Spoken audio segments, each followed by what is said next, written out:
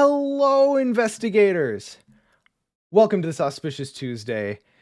Welcome to Mythos Busters. I am Sean, and joining me tonight are the other Mythos Busters. We've got Scott. Hello. We've got Ian. Hi. And we've got Justin. Heyo. Oh, and we are so excited. We're so excited. We've been out of the world for a little bit. And boy, what an exciting time to come back. So I guess it bears saying, not only have we been out of the game for a second, but this new announcement from FFG probably has a fair few new eyes on us, I would imagine. So if you are unfamiliar with what we do, we're the Mythos Busters. We've been doing content and community organizing for this game since before its release. From the very moment Ian and I sat down and played a demo of this game at Gen Con, we were hooked, and we have been here. Our accomplishments, I'll say our works have spanned as far as wide as we do a podcast. We've done a podcast, something to the tune of like 170 something episodes before we ended up going on break. We have started a convention, BusterCon, so check that out. And we did a musical episode. I always forget about that. And last week reminded me when we were on here and we had some new people who've not been here for years. It's been 5-6 years since we did the musical episode. So we can say we've done that. But none of that is relevant tonight, it turns out, because tonight we do some new stuff. Boys, are you excited? So pumped. Oh yeah, so excited. So I'll just throw a quick shout out. Well, before we get started here, shout out to our patrons, through whom all of our cool things are possible. If you're interested in supporting us, check us out on Patreon.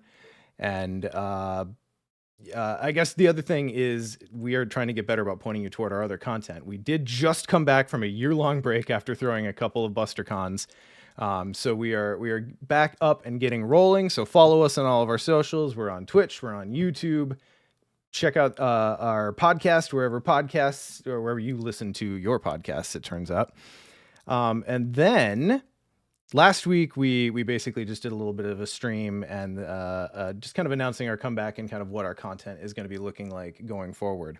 And we had to bite our tongues the entire time, knowing that FFG 3 or 4 days before we announced our comeback dropped the biggest nugget of news possibly in the game's history. But luckily we get to talk all about that tonight. So we have a couple of player cards to preview for you guys from the newly announced Chapter 2 core set. And then after we're done with that, please stick around because we are finally going to get down to talking about the new announcement and talking about the future of Arkham, which we are all super pumped to do. So, without further ado, shall we get into it? Oh, cannot wait. Let's hit it. Oh no, okay, I'm sorry. I'm going to tease you for just a little bit more. I'm doing some Yeah. No, okay, I'm sorry. I got to be good. I'm trying to be good at this. I have notes. I just need to actually follow them. I thought that was a shorter amount of teasing than usual. It probably still was. So the other thing that I want to point people at is that obviously I'm sure a lot of people are very aware, if you're here, that spoilers have been going around the community. Various content creators have been pulled into the mix this time around. So ArkhamHorror.com, Ancient Evils, Arkham.build, and a friend of the show, Quick Learner, in addition to Arkham Horror Memes, have all previewed cards this week. No, a couple into last week too. But anyway, those are all out there. So please go check out those content creators.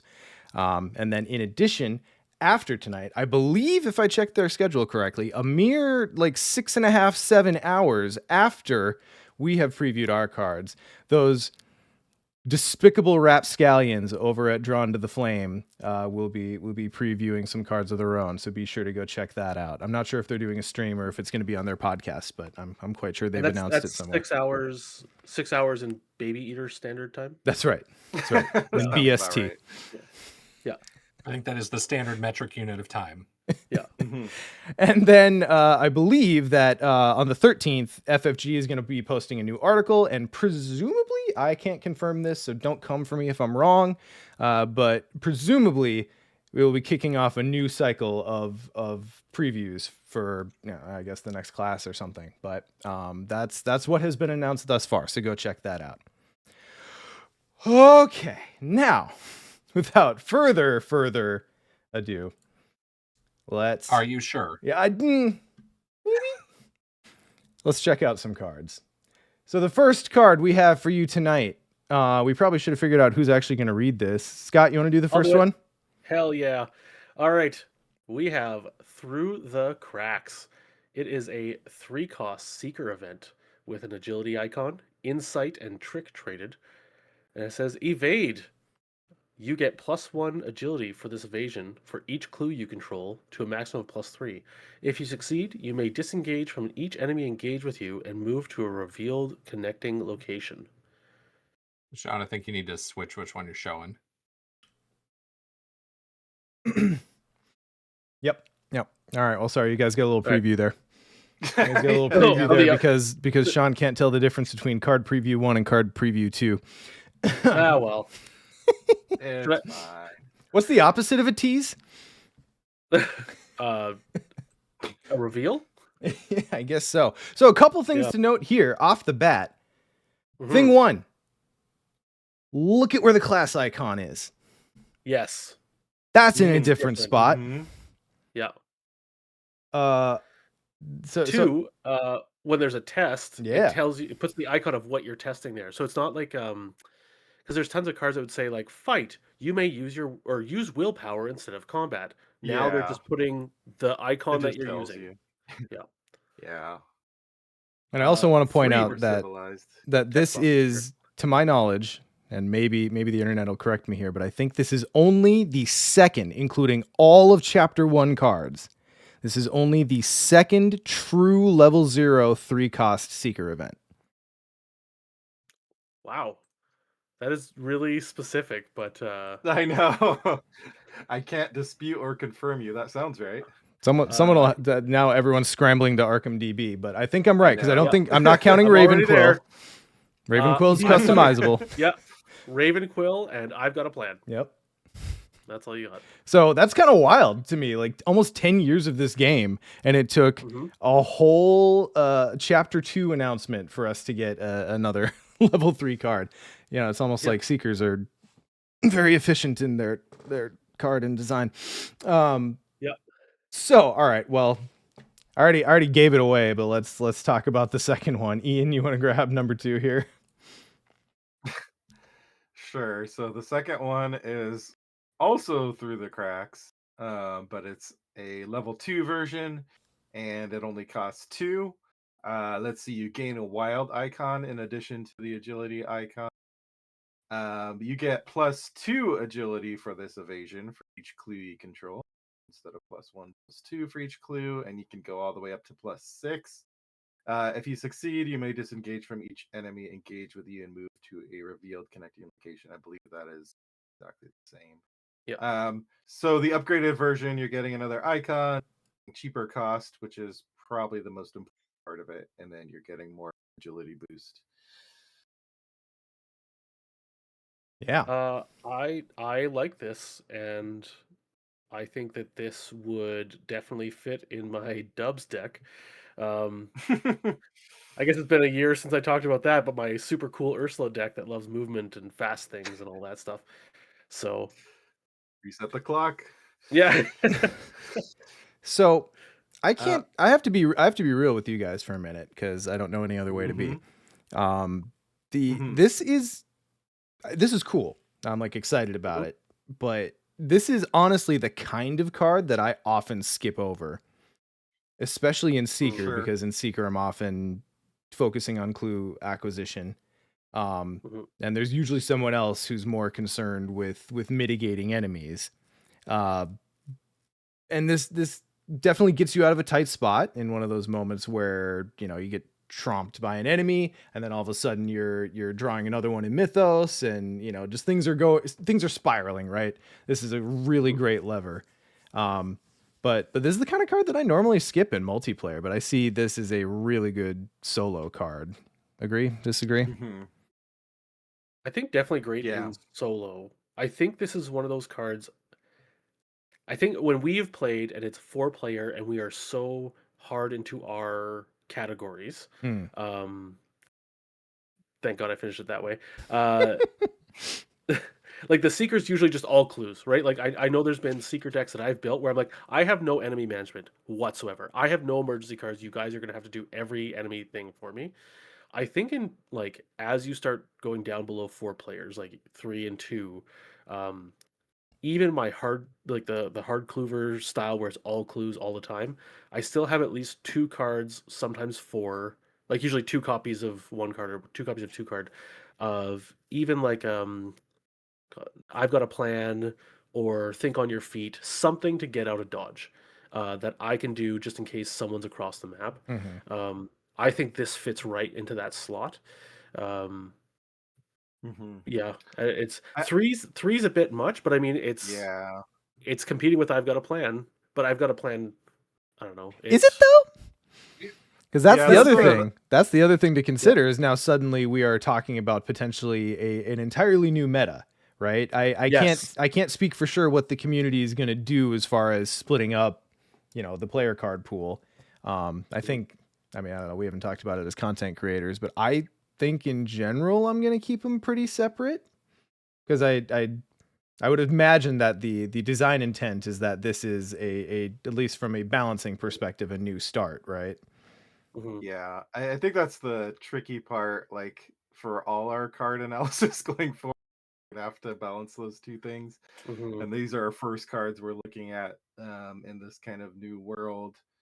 Because yeah, I agree. Like if we're looking at the entire card pool, like 3 cost events in general have to do like something very special for me to include them. Because 3 costs, like I usually want it to be an asset. Yeah.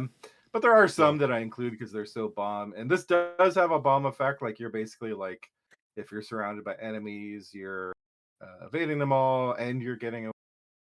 Uh, but I think more so like if this is, it is a core set, and if you're treating it as this is just that core set card pool, then I could see this would probably be super useful.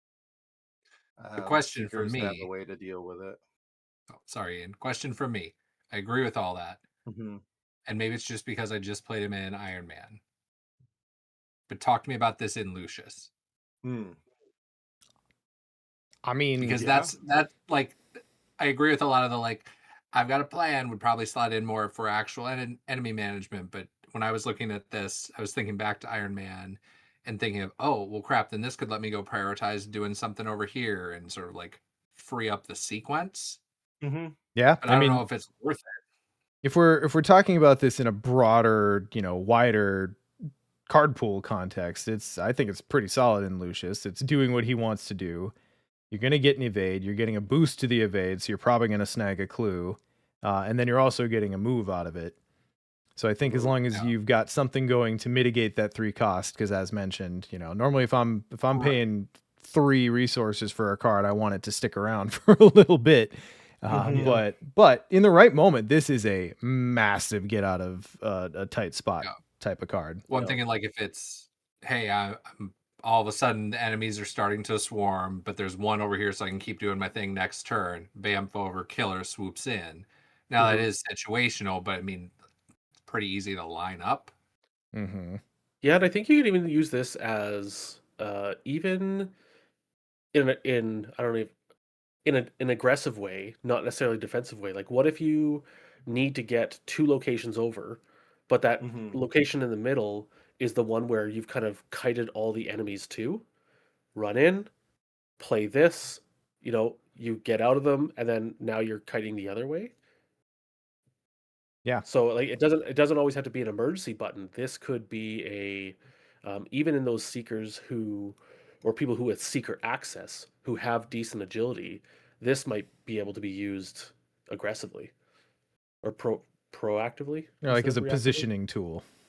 Yeah. Yeah, because there are certain maps where that is kind of the puzzle. Is like, okay, how do we move around what's going on here? And yeah, that's a good point. And then I guess one part of this I didn't notice yet until now is that when you move, it has to be to a revealed connecting Yeah. location. That little revealed word is always tricky. Yeah. because that might mean it's a backpedal. Yeah, so that limits a little bit. Like it would be nice to just like go hurtling forward into Yeah, the darkness, but Like yeah. probably terrible in the Dunwich train scenario, right? Like, Uh-huh. but I Yeah. mean, most other scenarios, I think you're gonna have some back and forth movement and moving. Scott, I You know. think you underestimate how quickly I want to end that scenario sometimes. Just run off the end of the car. Yeah. Bye. Yeah. Yeah, I do agree with you, Ian. Though the revealed connecting location that does, unfortunately, I think knocks it's the power down a peg or two. Mm-hmm. Um, it's just a little bit less flexible. But And it is really interesting to think about this because, like, shifting gears back, right? We were just talking about it in the broader card pool. This is a core set card for a new card meta, presumably. Mm-hmm. This is kind of wild, right? Can you imagine if this Mhm. were in the OG core set? Your seeker gets a evade with agility. I mean, I guess you do Mhm. get the boost with the clues, but it's not like seekers are generally known for being very good at evading, right? I wouldn't necessarily call that part of their class identity Mm-hmm. in Mhm. chapter 1 at least. Certainly there are outliers. There's Ursula, there's Kate, there's Lucius, but Mhm. so we might be seeing hints of kind of the class identity shifting a little bit for chapter 2. Who knows? Well, I think one thing I could take away from this is that I know that there's been lots of talks beforehand with the various designers we've had on the show where they talk about like everyone has to be able to draw cards, but the seekers just do that inherently. The guardian has different way to draw cards. uh you know Rogues pay money and guardians take damage or whatever, right? Like everyone can fight, but everyone does it differently, whereas um guardians will use actual fists and guns, but you get what I'm saying. Mhm. um Certain classes do certain things, but they can all do everything, but just worse than the other classes, supposedly. Um, but this costs 3 to evade, right? Like this is a great evade card for seekers. If I was looking at this in like Rogue, I would expect it to be 1 to 2 cost. It would be looking at my resources, and I'd be able to move to any location. So I feel like this is kind of that. Hey, yeah, seekers can do the same thing as rogues. It's just going to cost you 3, and it's not quite as efficient or not quite as good, Right. which And I'm it's totally fine with. This is what I want from our card design too. yeah.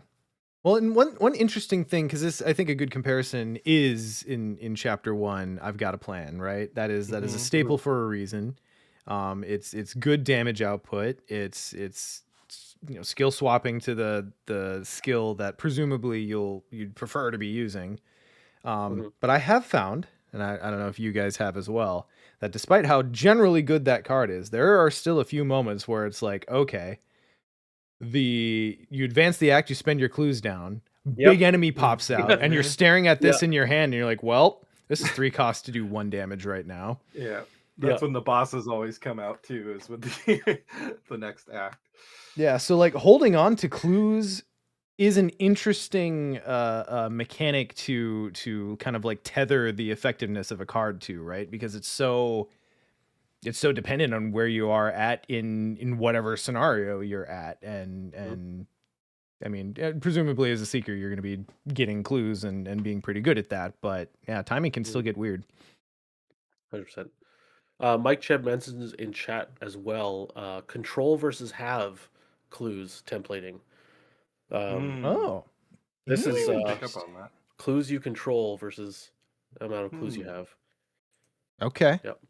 Very Interesting. astute. Well done. I'm Uh, I'm going to be very interested for people picking out those new things, like, because it doesn't seem from what we've seen so far that they're like completely reinventing the game by any means. But it does seem like they're at least trying to help themselves by cleaning up like technical syntax and whatnot. Yeah, Which is I'm that's very great. curious about their whole like core design approach for this chapter 2. Like in particular, like are we gonna get I've got a plan reprinted? Like I guess my question is, are we gonna have these two side by side? Like you have your combat and then you have your evade, or is this like the replacement essentially? Yeah. Yeah. Well, you The know, other thing More too, importantly, will we have a rules reference and a learn to play? Yeah. survey says probably yes. Uh-huh. But yeah, that's interesting. I like, and obviously we're looking at this in kind of a vacuum. I haven't been able to pay close attention to everyone else's spoilers this week yet, so I don't really know what the Seeker card pool is really looking like. So I'm gonna have to dig into that sometime this weekend. But yeah, it's an interesting tool to have. So it'll be really cool to see how this plays in the new core with the new meta, kind of like as its own like limited card pool. You know. Speaking of words on the card, did you guys notice the crates? What do the crates say? No. What does it say?